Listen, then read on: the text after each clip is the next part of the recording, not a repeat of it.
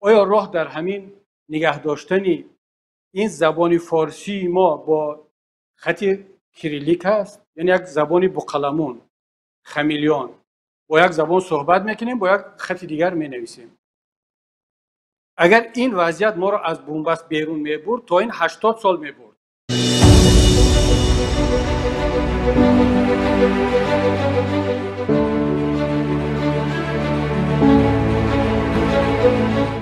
چرا باید ما با خط فارسی برگردیم؟ دوستانی عزیز، هر کسی میگه من ملتم را دوست می‌دارم، من تاجیکستانم را دوست می‌دارم، می‌خواهم تاجیکستانی من یک دولت پیشرفته باشد، ملت من یک ملت پیشرفته باشد از لحاظ علمی، تکنولوژی، فرهنگ، سیاست. حالا فرق نمی‌کند تو مسلمان هستی، زردشتی هستی، کمونیست هستی، تو اصلا بدین هستی، طرفدار کدام حزب و گروه هستی، هیچ فرقی نمی‌کند. اگر تاجیک هستی، تاجیکستانی هستی، ملت رو دوست می‌داری، تاجیکستان رو دوست می‌داری، باید به این مسئله برگردی که ما نیاز برای برآمدن از این بنبستی فرهنگی و فکری داریم، از این بنبستی علمی داریم. برادری عزیز، دوستی عزیز، حالا کسی که دشمن خط فارسی هستی یا کسی که حالا بلشویک هستی، کمونیست هستی، بخواهی که همین خطی یا الفبای روسی در تاجیکستان باقی بماند، تو آینده تاجیکستان رو چگونه تصور کردن می‌خواهی؟ آینده ملت رو چگونه تصور کردن می‌خواهی؟ ما 9 میلیون تاجیکستانی، البته 9 میلیون تاجیک نه، تاجیکان چند صد میلیون هستند در سراسر جهان. من تمام آن کسانی که فرهنگ ایرانی فارسی آنها را شامل میشن، من آنها را تاجیک میدانم همون طوری که خودم را جزء اون فرهنگ و تمدن ایرانی و فارسی هم میدانم. حالا همون 9 میلیون تاجیکستانی که امروز هستیم، بعد چند سال ما 15 میلیون میشیم، 20 میلیون میشیم. حالا بیا سری همین 10-15 میلیون فکر کنیم که ما اصلا چی میخوایم از این ملت، از این کشور.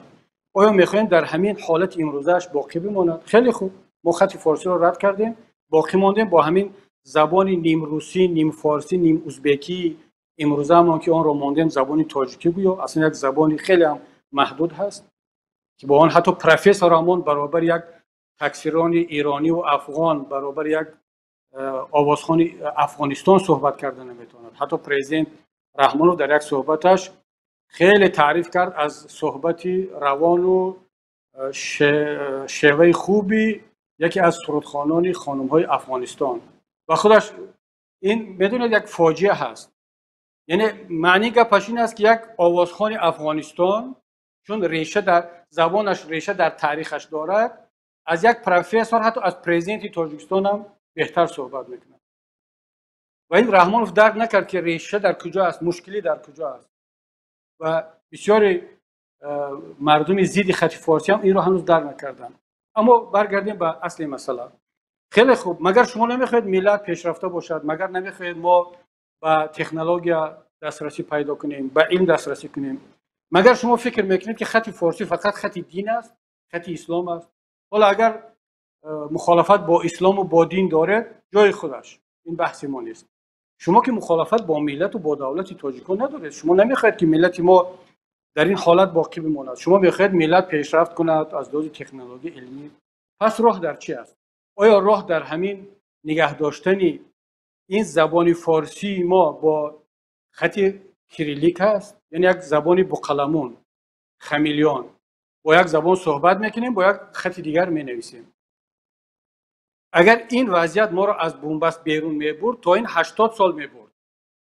دوستانی عزیز، طرفداران باقی ماندن خط کریلیک، ما دهات اینستیتو داریم، یونیورسیته داریم، ما اکادمی علم ها داریم، اکادمی کشاورزی داریم، مرکزهای علمی و فرهنگی داریم که سالانه نزدیک 100,000 دانشجو تمام میکنن، دیپلم میگیرن با همین زبان فارسی، با همین خط کریلیک.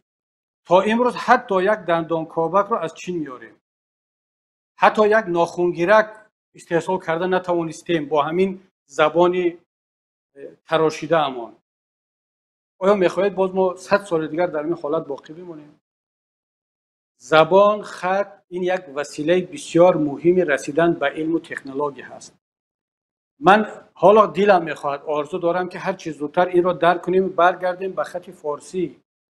خط فارسی دری علم را برای ما باز میکند، چون ما زبانش را الکی میفهمیم، خطش را که خواندیم، دیگر میلیون ها صدها میلیون کتاب ترجمه شده به خط فارسی در اختیار دانشگاه ها و مرکزهای علمی ما قرار میگیرد. تقدیم تمام فارسی زبانان. زادگاه رستم و شاهان ساسانی یکی است، شوکت شاهنامه و فرهنگ ایرانی یکی است. ارزش خاک بخارا و سمرقند عزیز، نزد ما با گوهر و لعل بدخشانی یکی است. ما اگر چون شاخه ها دوریم از هم عیب نیست، ریشه کولابی و بلخی و تهرانی یکی است.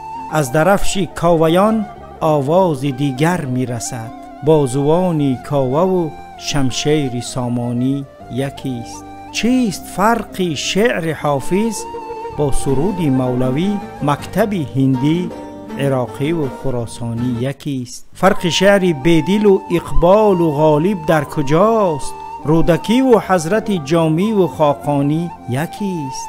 مرزها دیگر اساس دوری ما نیستند، ای برادر اصل ما را نیک میدانی یکی است. تاجیکی یا فارسی یا خیش پینداری دری، این زبانی پارسی را هرچی میخوانی یکی است.